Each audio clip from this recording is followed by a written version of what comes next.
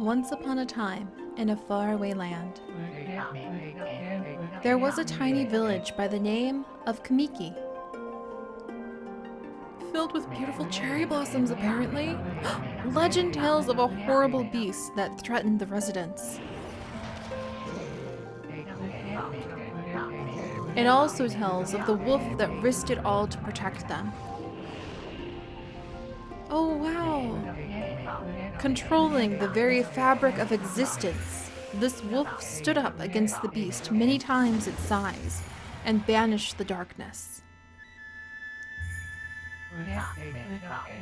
This ethereal wolf's valiant act ushered in an era of tranquility. The villagers' hearts swelled with respect and adoration of the wolf. Oh wow! Flowers! Oh my gosh, it's so beautiful! Oh, is it like a god of itself? Look at how stunning that is. I wonder if the flowers and leaves it leaves behind have some sort of special properties.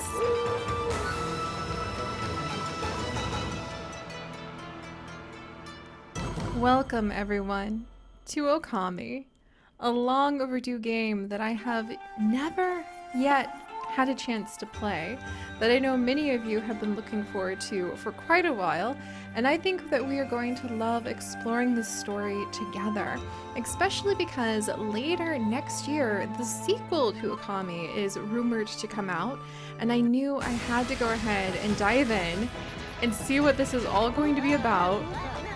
Oh my gosh, so are we gonna play as the wolf? Oh, this is so cool. Let's go ahead and begin the story and see where our adventures are going to take us together. All right, let's do this. We're gonna go ahead and create a new game. Oh, this is so exciting. If you guys are looking forward to this, do let me know with likes and comments, because that will let me really know that we want to focus on this. I know it's a favorite of so many of your histories. Here we go. And I've never even had a chance to look at it before, so this is all new and exciting for me. Look at this beautiful little village. Long, long ago, a tiny hamlet known as Kamiki lay nestled in a grove of proud and beautiful cherry blossoms. Oh, that sounds stunning. Each and every tree around the quiet burg was honored as a god. Okay, it sounds like this is a place I definitely could have lived. To honor each tree like its own entity, its own self. However, the village was not without its dark secrets.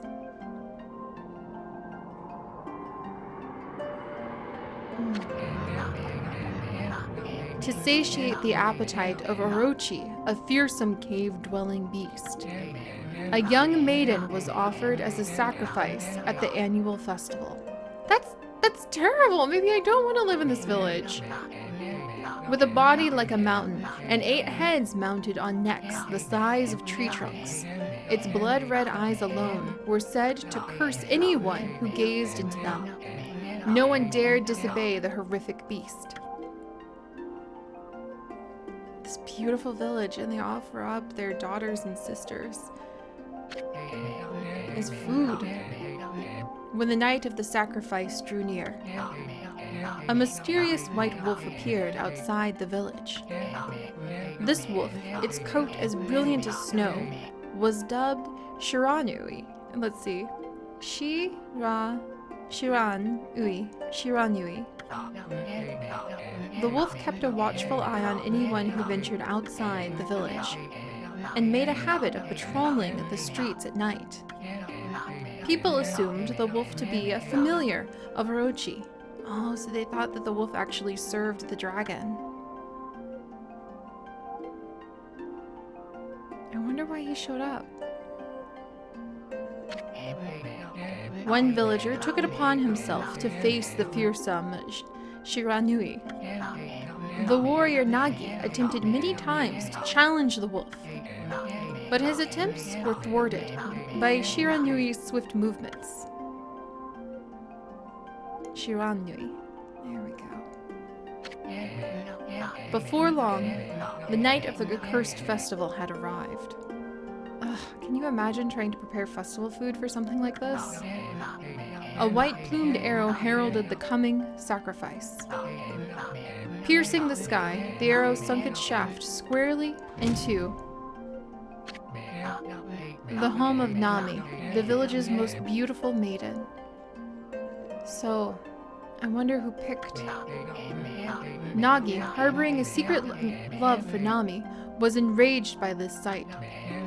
Determined to put an end to Orochi once and for all, Nagi traveled to the Beast Cave in place of his beloved.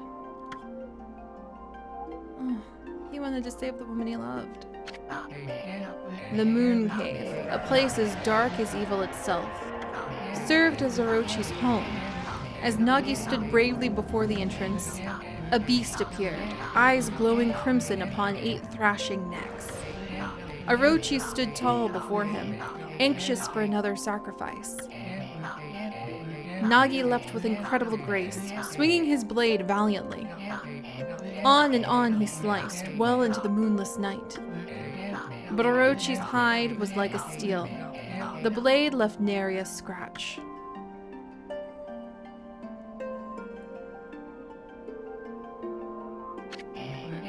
At long last, Nagi, his energy spent from the intense battle, dropped to his knees, fatigued and gasping for breath.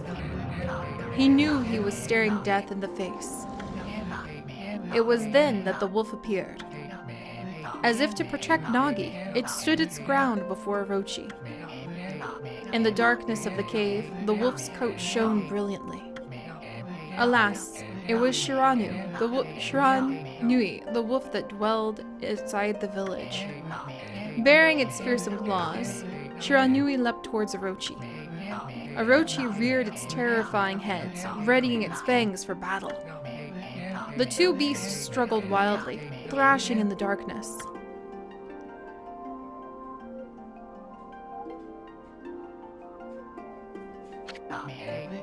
Mysterious and terrifying, the spectacle continued.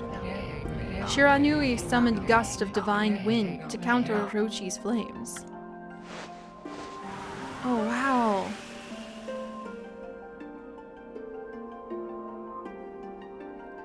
I wonder how the dragon got so strong. As Orochi closed in on Shiranui, sharpened claws glistened. A gigantic tree suddenly sprouted forth, shielding the wolf. Shiranui fought gallantly to gain the upper hand. However, Orochi, protected by a mythical power, was not easily bested. Shiranui, covered in gashes, majestic coat dyed crimson, stood exhausted before the mighty Orochi. Oh. Orochi saw a chance to strike what would be the final blow. But Shiranui refused to give in. With its last ounce of strength, the majestic wolf gazed heavenward and unleashed a mighty howl. Suddenly, the black clouds overhead dissipated. The light from above glinted off Nagi's sword as a beacon of hope. Come on, Nagi! Do you have anything left in you? Guided by his sword, Nagi, who had been taking shelter in the shadows, stood proudly to face his adversary. Channeling all his strength into his scarred and battered arms, he leapt ferociously towards Orochi, his sword poised high. The golden sword danced in his hands, like a puppet on a string. One by one, Orochi's fearsome heads separated from their owner.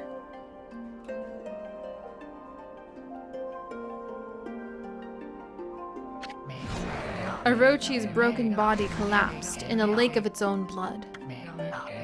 In that instant, the curse that plagued the villagers was lifted. As the battle subsided, the sun shone once again in the sky.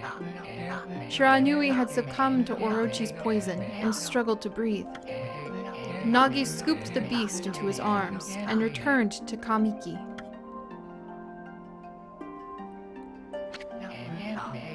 When they reached the village, Shiranui was no longer moving.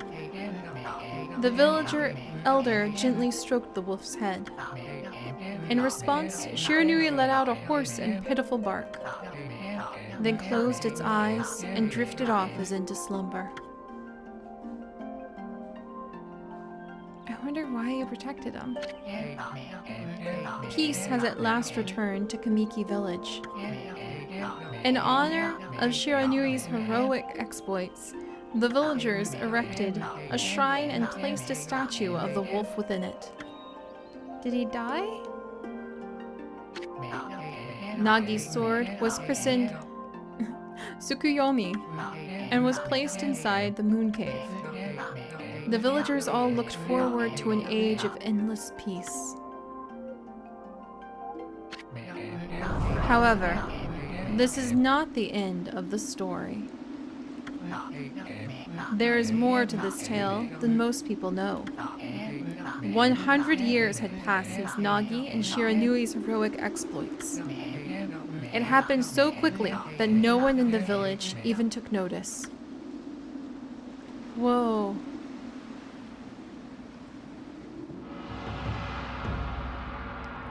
Whoa.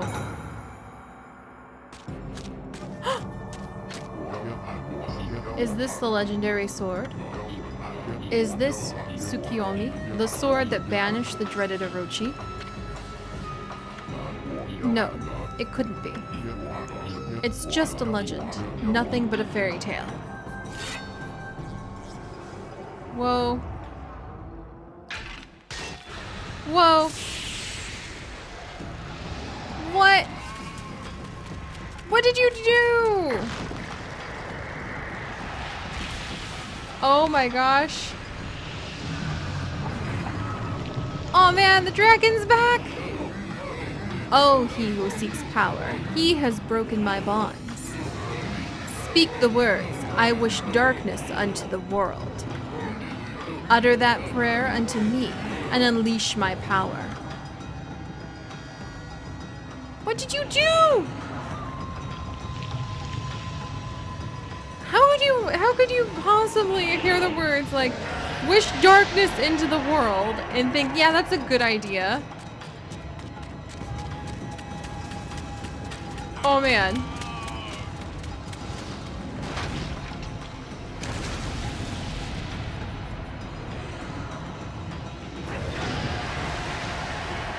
Whoa. Whoa! All we wanted was a peaceful village filled with cherry blossoms. Was that really too much to ask?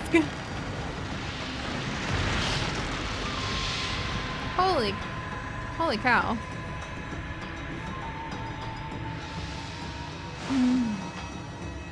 I'm beginning to see why the villagers would think a single sacrifice was a worthwhile price, but no. A horrible tragedy suddenly swept over the land. However, there was one village that seemed to escape the terrible curse. So it's not just our village anymore. The tiny settlement of Kamiki Village enjoyed the protection of a sacred tree. It is here that the real story begins.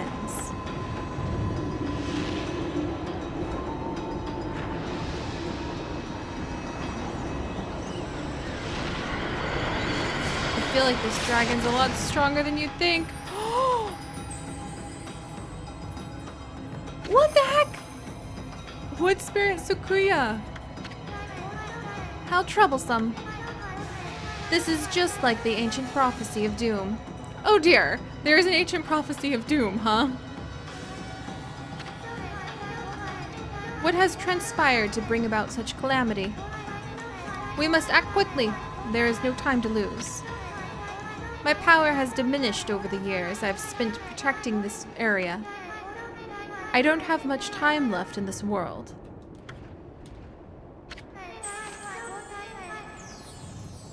Amaterasu, now is the time. We have never needed your power more. Shine your divine light upon this broken and polluted world. Let your heavenly rays become our hope as you guide us all.